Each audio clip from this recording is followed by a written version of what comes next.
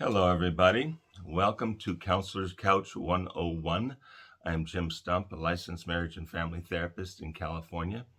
I'm still trying to work out the bugs of all of this stuff and figure out how to make this YouTube technology and system work. If you have any helpful suggestions only, please email them to me at counselorscouch101 at mail.com.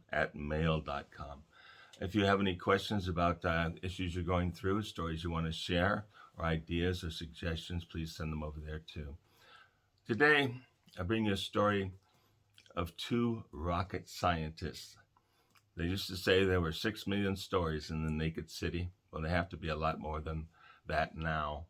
But these are two rocket scientists who both found themselves working for aerospace here in the Los Angeles area. But they come from very different backgrounds and they ended up with very different conclusions to their journeys. These two men were approximately 15 years apart in age, right? So they come from a slightly different cultural background and experience. One of them was born and raised in the United States and came from a well-to-do family. Not a uber rich family, not a famous family, no one you'd ever heard of, but well-to-do. They had enough money. The second one, who was 15 years younger, came from the other side of the world. He grew up in would have been a middle-class family in his country, but by our standards, we would have considered him poor.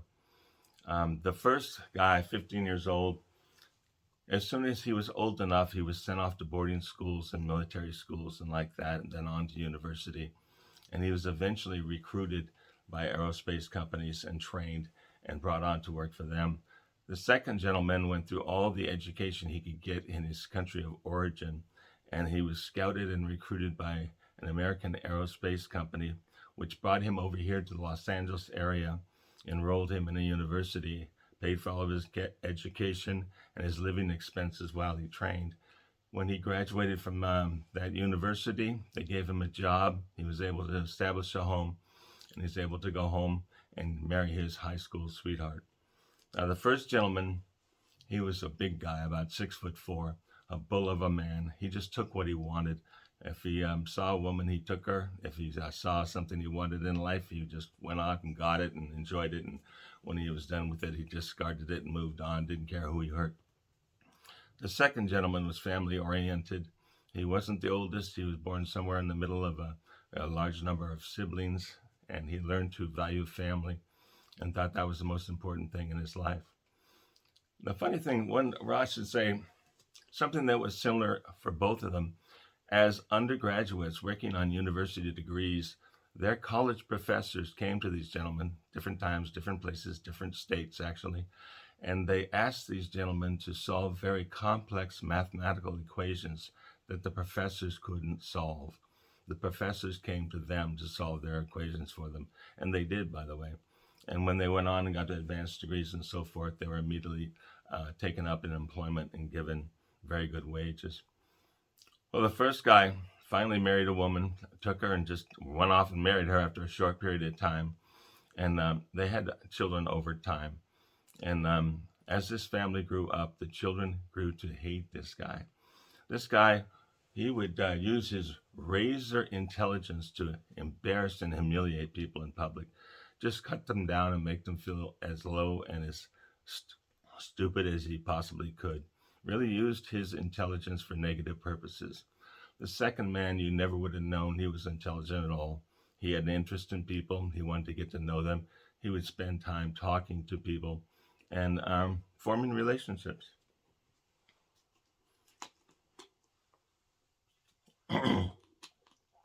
Not used to talking so much. Most of my professional work, I engage in conversations where it's a give and take.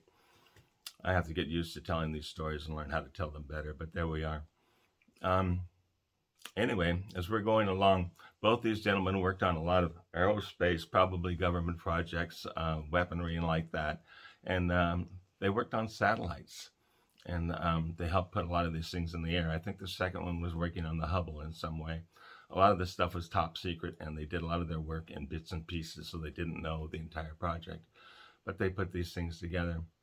As life went on, like I said, the first guy, his adult children, did not want to have anything to do with him. Talk about emotional cutoff. They just would not be in the same room with this gentleman. They couldn't stand him. The second one, after he graduated university and began working and established a home, he went back to his home country. He married his high school sweetheart, who he had been faithful to all that time. And he brought her over to this country, and he helped some of his siblings and relatives get established here as well. Very family oriented. The first gentleman, at the end of his life, he began to experience diminished capacity. And at the very end, he had to have people do everything for him. Absolutely everything. He had to wash him, feed him, change his clothes, and all that. And they say that experience is wisdom. Well, it should be. But this gentleman didn't seem to gather that wisdom until the last parts of his life. And one day he said he started thinking about his life and looking back at all the stuff he had done to his children and the people around him. And he said, how could I have been that stupid? How could I have done that to my family? And that's what he's thinking about. And I pondered on that for a long time, wondering how he came to that conclusion. I think what happened with him was, as he lost capacity, he also lost intelligence capacity, and he began to see things in a new light. He began to see it more clearly. And like I say, with experience, we can re-examine the things we have done in the past, and we can see it differently. I think that's what this gentleman did. He finally understood that he had harmed a lot of people, not physically, not financially, but emotionally, just destroyed people. And he began to feel ashamed and regret all that, but it was much too late to do anything about it. The second gentleman came over here, helped people not only in his family, but in the community. He became rather well known. He was well liked. People would seek him out. They would go to coffee with people and just sit down and tell stories and get to know them and enjoy each other's company. People liked to be around him. The first guy, everybody avoided him, couldn't stand his presence. Where does all this stuff come from? Well, it's very, very true, but all these social patterns, these behavior patterns that we have, it comes from earlier in life. I remember one gentleman told me, he said, Jim, I do not want to come here every week and bash my mother. I told him, it's not a question of bashing your mother or your parents. It's a question of understanding what formed us and reevaluating our life now in regard to what we do and how we do it, and we make changes that are going to improve our life and our relationships. We just look at it, understand how we came to be who we are, and make the changes we want to make. That's what it's all about. But in order to do that, we do have to understand where we came from, what formed us. We learn a lot of behavior patterns by the time we're 7 years old. By the time we're 7 years old, our personality and our basic behavior is pretty well set. We learn a lot more. We have more experience. We gain in information and knowledge, but our personality and our behavior patterns are pretty much glued in, cemented in.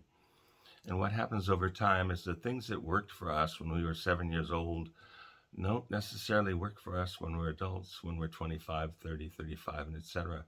And yet oftentimes we're behaving according to those patterns that are learned early on. And we look at those and we say, okay, where did this come from and why, if that's going to help you to know that. And then we say, okay, what would you like to change and what would you like to change it to? And at that point, we start looking at the hurdles and the barriers from naturally making changes in our behavior patterns. Human beings are creatures of habit, and you don't break a habit, you replace it. So if you've got a particular character trait that you don't particularly like, we start working and practicing a new one, a new habit, and we keep doing it until it becomes our nature and becomes us. And that's basically the design of counseling and how we move people from one place to another. Another thing, it's not about other people. When a person comes walking in the door, I'm working with that person. I'm not working with the people that person would like to see change.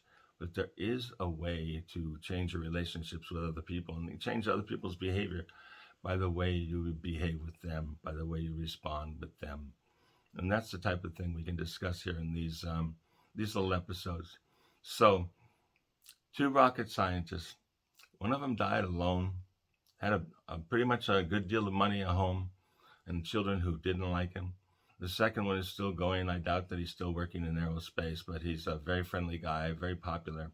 People like to hang out with him, and he's more likely to pick up the check than to try to stick you with it. You know, which one would you like to be? These are the things we can discuss here in this series. Send me your ideas, send me your thoughts, send me the types of things you're concerned about, send me your types of problems you're having with your relationships and with the world in general, and how your mood is, whether or not you're happy. You know, that's the whole point, is to be happy and to help other people and to enjoy our lives and to live lives that have substance and value. Send in your issues, your questions, your ideas, and we will discuss them here. By the way, I try to change the particulars around people. I don't use their name. I try not to use their location. Anything that would be identifying to them, I try not to use. I want to keep your privacy. But if you send me an email and you ask me a question about relationship and issues of how to get along in the world, if I can use your story, please let me know. If I can't, please tell me that, and I will not mention them here. However, I do mention composite type personalities and composite type circumstances. Do not assume I'm talking about you. There are basic patterns that we all do in this life. And so when I discuss something, I'm not trying to single you out, even if you think your story is the one I'm telling. Send me your thoughts, send me your ideas, and let's see how far we can go in making changes via this internet program. Counselors Couch 101 at mail.com. Mail.com. I'll talk to you soon.